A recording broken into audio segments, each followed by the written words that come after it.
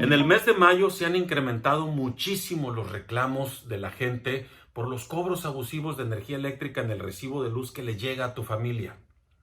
Todo el mundo prácticamente está diciendo que el recibo le vino al doble de lo que normalmente pagan o incluso más. Ante esto, la Comisión Federal de Electricidad ha dicho que no ha habido tal aumento, que solamente fue, y cito textual, un mero ajuste inflacionario del 4%. Lo cierto es que este gobierno de la 4T ha decidido imponerle este aumento en el recibo de luz a tu familia en plena crisis de la pandemia del coronavirus, lo cual en términos reales es mucho más que un mero ajuste inflacionario como ellos dicen, y al menos existen 4 razones que así lo demuestran.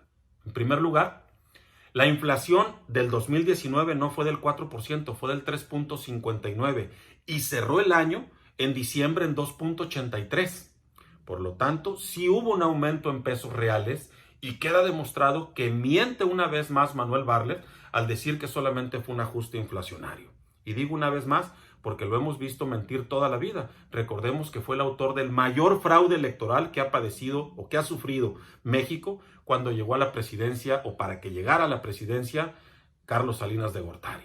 En segundo lugar, no solamente aumentaron la tarifa de luz, también era de esperarse que aumentaran los kilowatts de consumo, porque antes la mayoría de las personas estaba en la chamba, trabajando o en la escuela, y ahora están todo el día, todos los días, consumiendo energía eléctrica en sus casas.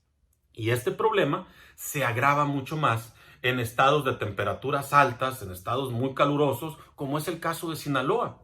Y lamentablemente, ni el gobernador del PRI, Quirino Ordaz, ni el alcalde de Culiacán de Morena, ni ningún otro alcalde del PAN, del PRI o de Morena ha sacado la casta para defender a los sinaloenses de estos abusivos cobros de energía eléctrica. Han sido o han agachado la cabeza cobardemente antes de la 4T y también durante la 4T. Nada ha cambiado. En tercer lugar, no solamente aumentaron la tarifa y aumentó el consumo, sino que además, en términos de ingreso-gasto, pagar el recibo se ha vuelto una carga más pesada ahora, porque además de aumentar la tarifa y el consumo, pues la gente no tiene trabajo. Muchísimos miembros de estas familias sinaloenses y mexicanas se han quedado sin trabajo, miles de personas. Entonces, aumentan la tarifa, aumentan el consumo y por si fuera poco no tienen dinero para pagar, por supuesto que la carga es mayor. Y por último, en cuarto lugar, no hay que dejar de lado que la CFE es un monopolio y como todos los monopolios en el mundo le generan un costo social extraordinario a la ciudadanía, que la gente es la que paga ese costo social por ser un monopolio. Y además, para rematarla, se niegan rotundamente, se aferran a no darle entrada a energías limpias, renovables, a energías más baratas y además a la libre competencia que le beneficiaría a los usuarios, como por ejemplo la energía eólica en función del viento o la energía fotovoltaica, la de celdas solares.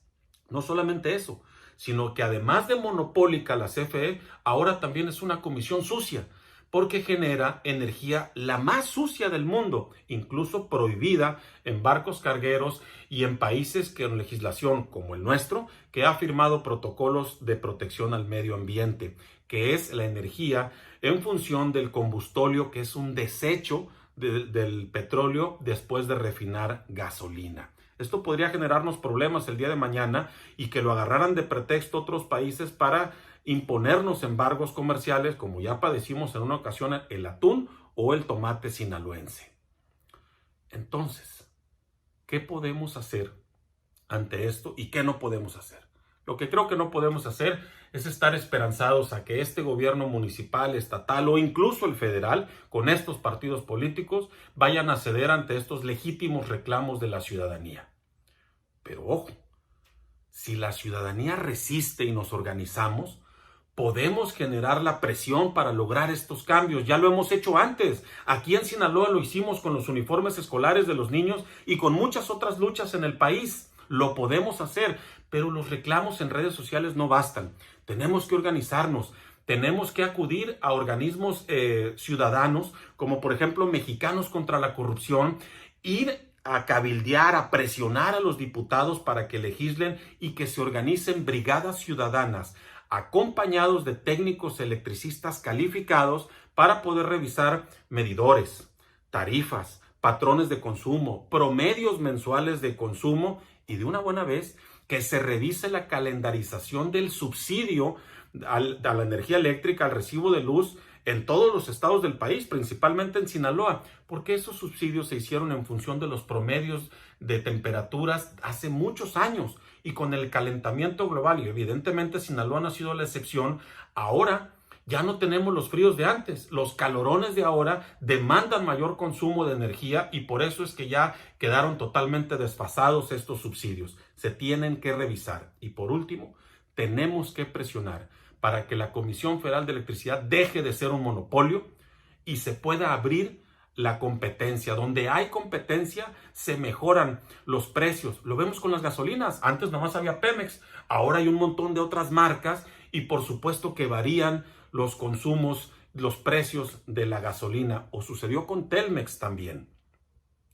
Recordemos una cosa, la libre competencia le beneficia al usuario final, al consumidor, a los ciudadanos, mientras que con los monopolios, tú y tu familia son los que pierden.